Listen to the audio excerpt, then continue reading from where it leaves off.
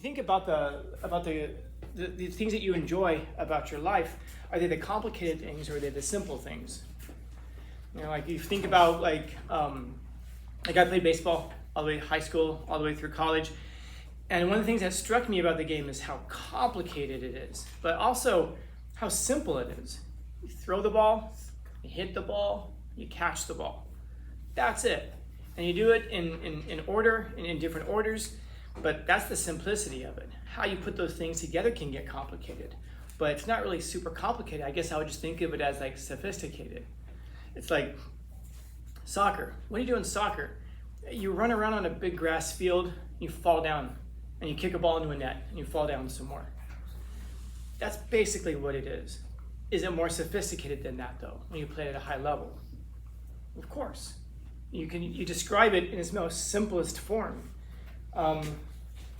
Football.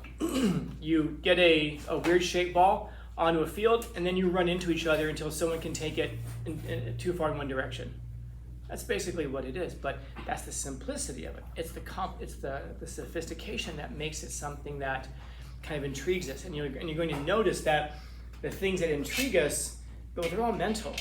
If I'm watching soccer, I think soccer is boring as hell, man. Yeah, I do. But why? Because I don't know what I'm looking at.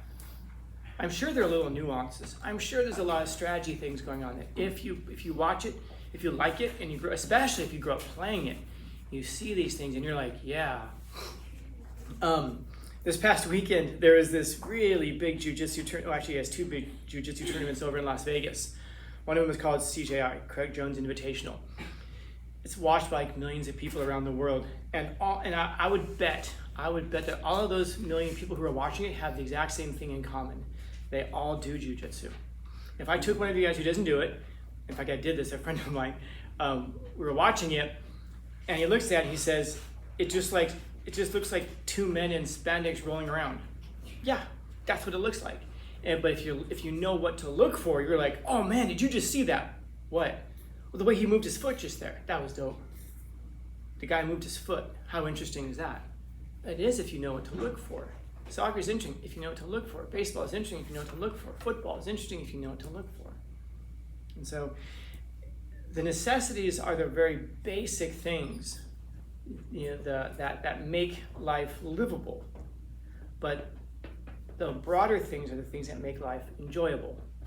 So like, what would you want? For him, it's necessities. It's just to live. Why? Because that's the base. Once you live, well now, what can someone take from you? Only one thing, your life. And as I mentioned earlier, guess what? That's going to be taken away from you anyway. No matter how long you live. I was reading these articles recently that were talking about how your generation, or at the very latest, your children's generation, are going to be able to live 300 to 500 years. In other words, by the time you guys are adults, they think they're going to have gene therapy techniques that will allow you to expand the scope of your life by hundreds of years.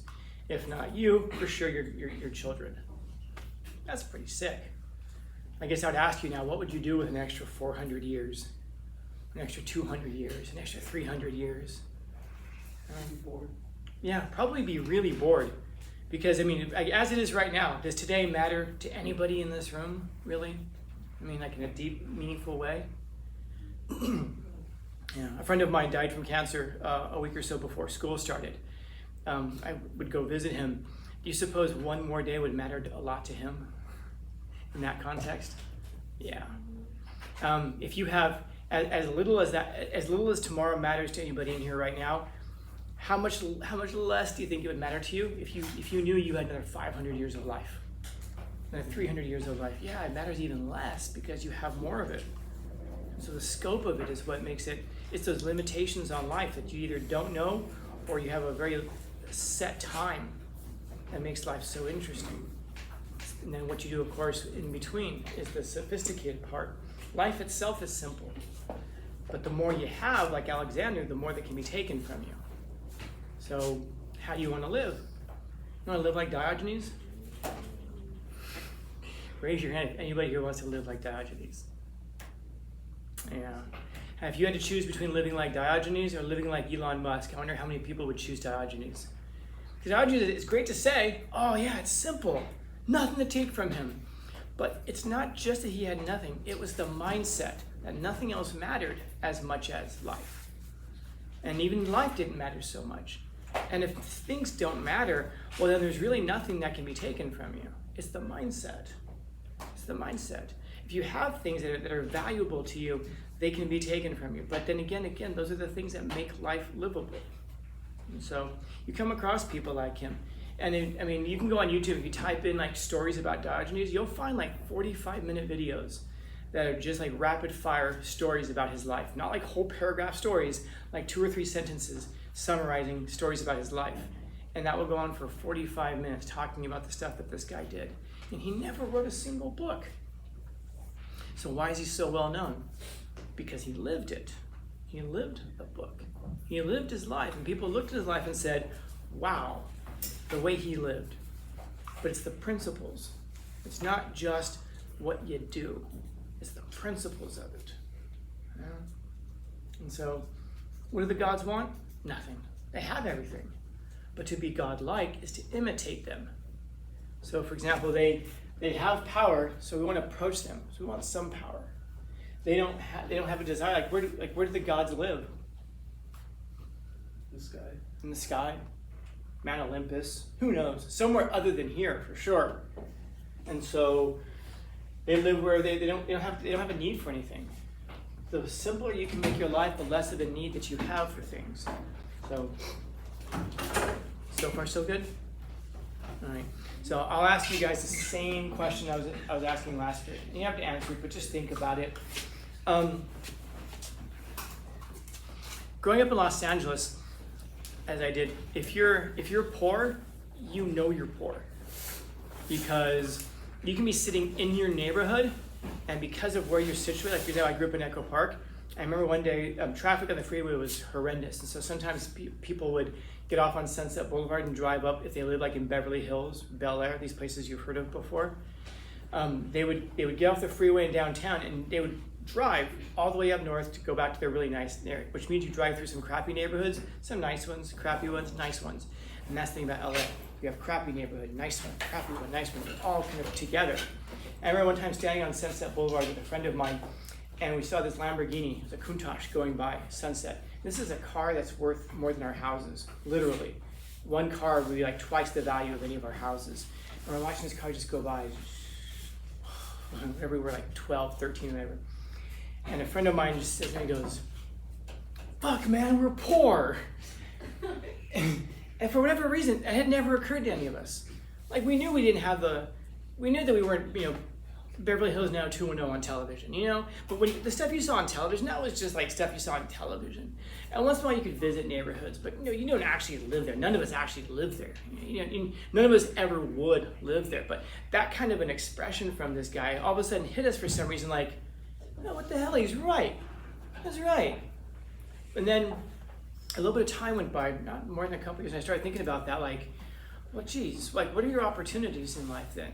If you're like that, like you're talking about like someone wants to go to college and they say they don't have the money to go to college. If you don't have the money to go to college, maybe you should go to college. There's money available. Now the question is, what kind of money do you want? In other words, you can borrow money. There's all kinds of loans, but are you going to get a job afterwards that's going to pay those loans off? If any of you guys want to become a teacher, I'd say yeah, go to college, max out your loans, take out as much as you can. And then afterwards, if you become a teacher, they pay off your loans for you.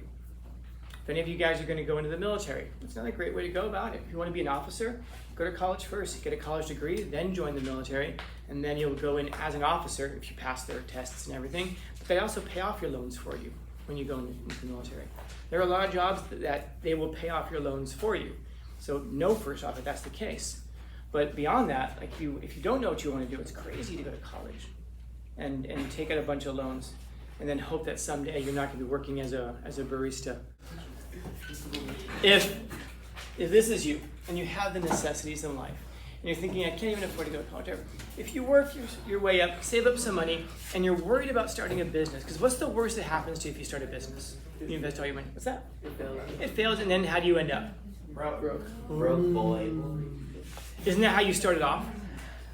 And if you're growing up broke, you don't have anything to lose, man.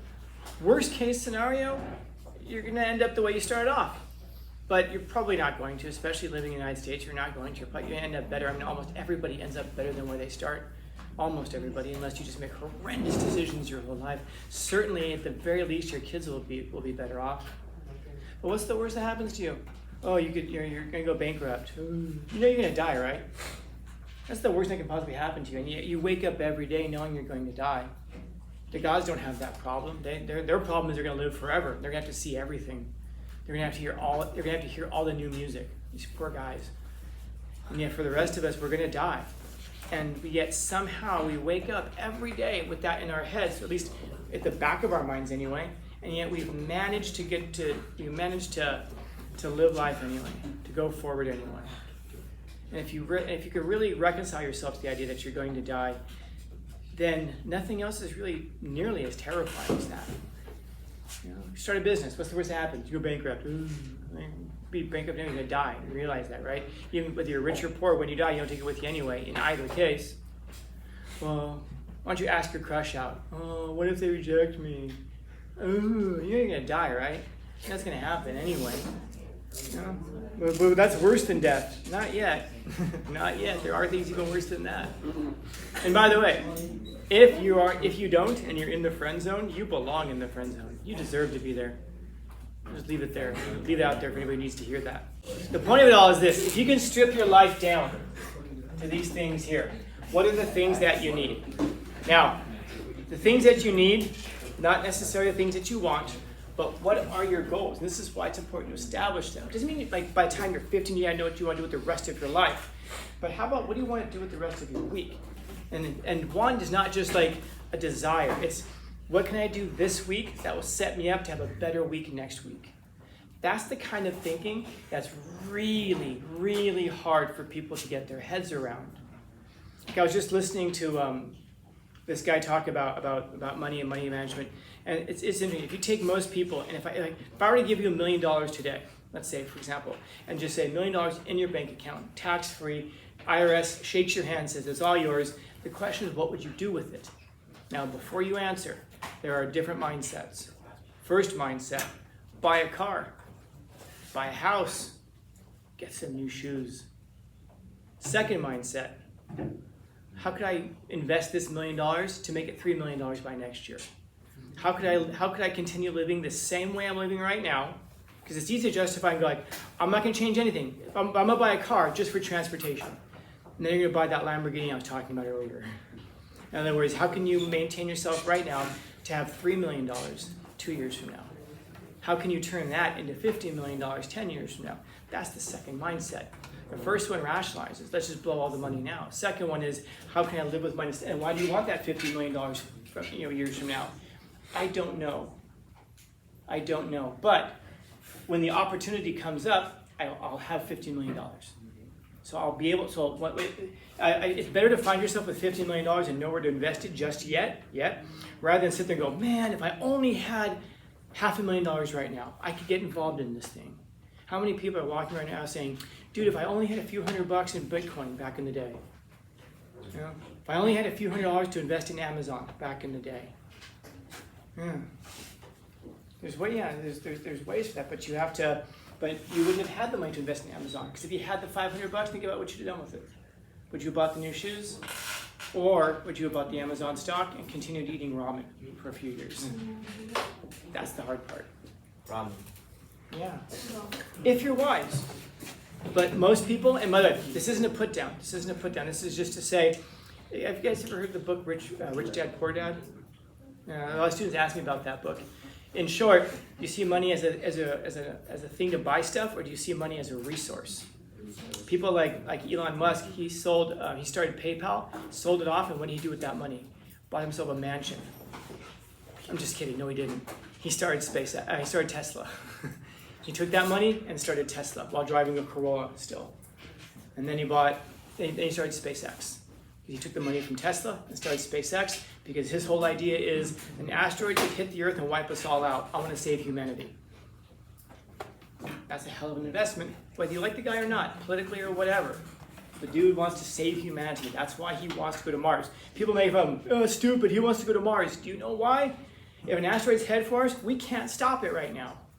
An asteroid so big, the one that hit in Mexico and wiped out the dinosaurs, if that was headed for us, we can do nothing about it.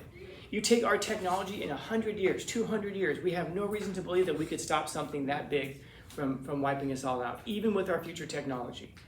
Wouldn't it be great to have someplace else to go that's already terraformed? So we have to start thinking about like, oh shit, it's on the way. Can we get Mars ready like in 4 years? It'd be great to already have Mars ready to go because we started thinking about it now when it was impossible. That's because you're living with necessities and then using the difference to invest in the future.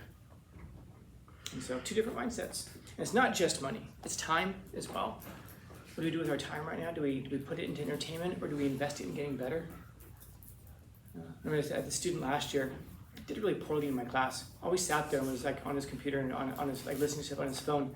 I would talk to him because he'd come up to me after class and go, very seriously. He's always very serious. I never saw a dude smile. Can I talk to you? Yeah, let's talk. And he'd pull up a chair and he'd sit down and he would say, you were an investor, right? You did, yeah. Okay, and he would sit there and talk. That's what he was listening to. That's what he was reading about. That's what he was getting done. He got the bare minimum done for the class to pass it, but this wasn't where his future was. He didn't see it that way. He liked the lessons. He liked the stuff we talked about. As soon as all the talks were done, he's in there and he'd have his work and he'd bring it to me and he'd be done with it. But that guy knew a lot, man. That guy could have passed his investment licensing once he was 18 years old. I know that because he did. Usually you get your investment license when you're like in your late 20s or so, mid to late 20s. That guy did when he was 18 with no college degree, no marketing degree, no accounting degree, no background, any of that stuff. This guy did it because he was investing his time. He wasn't spending it. You know, it's possible, it's doable. Or there's TikTok. It's not putting down TikTok. Entertainment's entertainment, but is it going to? Are you using the necessities or are you using the wants of your life? Questions, comments, complaints, criticisms, critiques. They can't all be bangers, man. All right.